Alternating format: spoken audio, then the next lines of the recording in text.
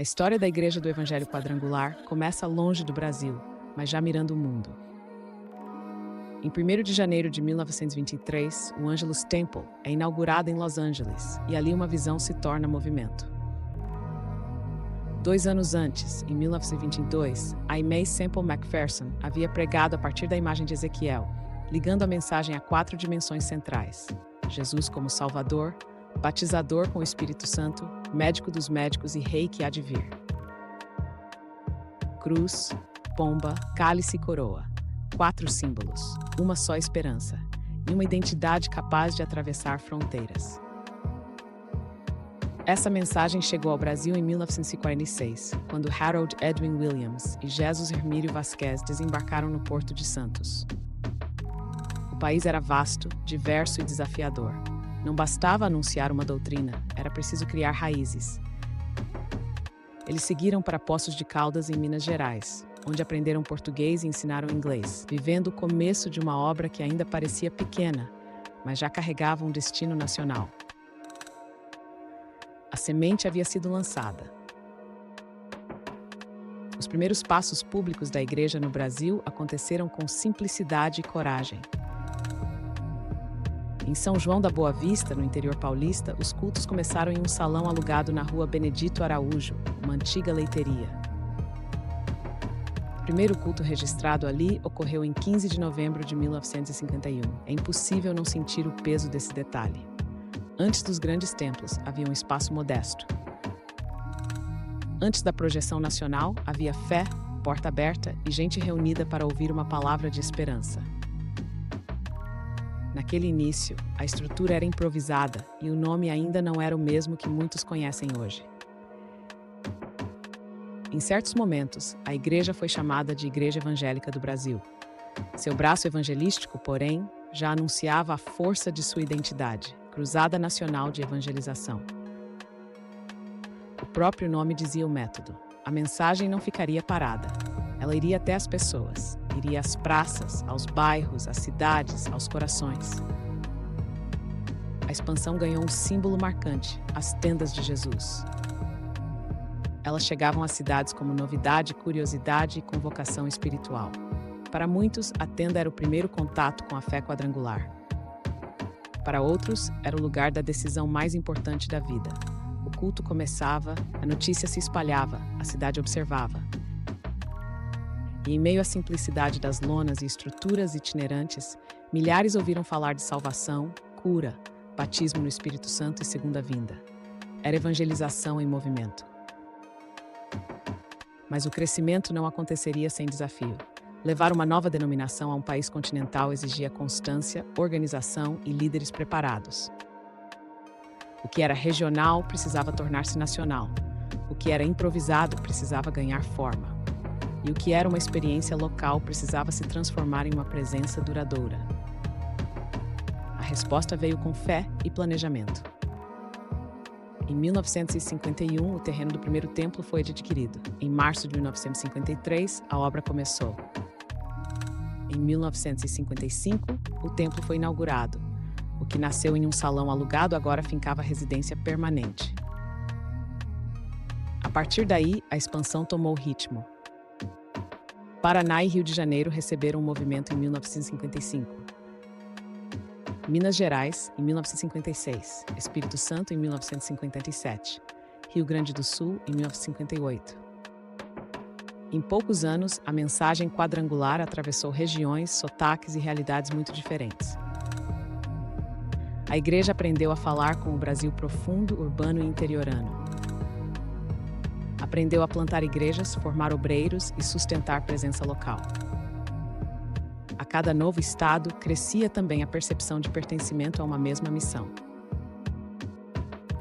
Esse crescimento exigiu uma estrutura capaz de preservar a unidade sem apagar a diversidade.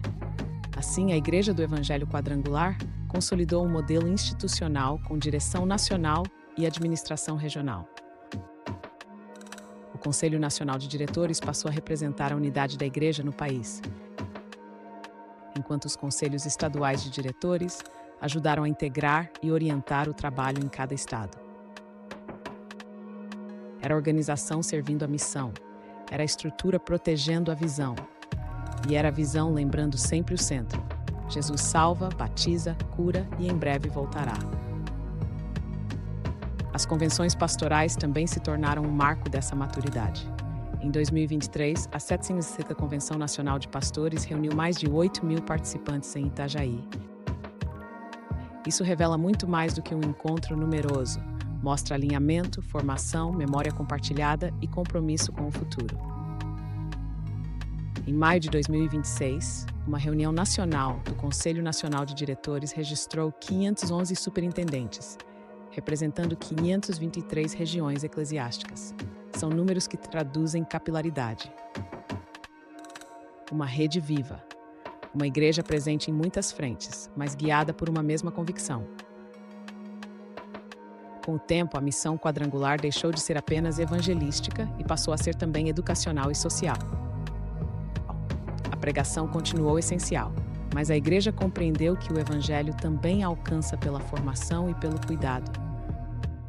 Surgiram iniciativas voltadas à capacitação ministerial, como a educação teológica digital, que já alcançou mais de 12.000 alunos.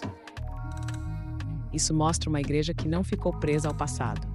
Ela aprendeu a formar novas lideranças no ritmo do seu tempo, sem perder sua identidade. Na ação social, a história também é expressiva.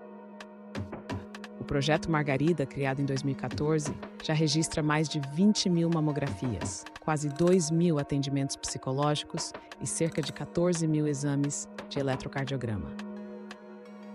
Com unidades em Belo Horizonte e ônibus equipados que percorrem o país, o projeto transforma a assistência em dignidade. Já o projeto Lucas leva o evangelho por meio do cuidado concreto, com atendimento médico e odontológico gratuito em regiões carentes. Em Minas Gerais, houve registro de 8.648 atendimentos apenas em 2019. A fé ganhou mãos, escuta e serviço. Esse compromisso com pessoas explica por que a igreja permaneceu relevante em tantas gerações. O Brasil mudou, as cidades cresceram, as demandas se multiplicaram e a quadrangular continuou presente. Hoje, o cenário religioso brasileiro também ajuda a dimensionar essa trajetória. Segundo o censo 2022 do IBGE, os evangélicos chegaram a 26,9% da população, somando 47,4 milhões de pessoas, na faixa de 10 anos ou mais. A igreja cresceu dentro de um país em transformação, dialogando com novas realidades sem abandonar seu anúncio central. E essa história brasileira faz parte de uma família maior. O movimento quadrangular está presente em cerca de 150 países e reúne dezenas de milhares de igrejas ao redor do mundo. Mas no Brasil, ganhou rosto próprio. Ganhou regiões, líderes, ministérios, memórias e testemunhos. Ganhou cidades marcadas por cruzadas, famílias alcançadas por cultos, crianças formadas na fé e comunidades amparadas por projetos sociais. Ganhou, sobretudo, continuidade. Por isso, quando olhamos para a Igreja do Evangelho Quadrangular no Brasil, não vemos apenas passado. Vemos uma história que segue viva. Uma mensagem que atravessou o oceano, criou raízes, organizou-se, expandiu-se e continua servindo. Das primeiras tendas aos templos atuais, dos primeiros missionários às lideranças nacionais e regionais, das cruzadas aos projetos sociais, tudo aponta para o mesmo centro.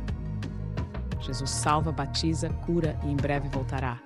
E essa esperança ainda move milhares de vidas pelo país. Compartilhe este documentário e conte sua memória da IEQ nos comentários.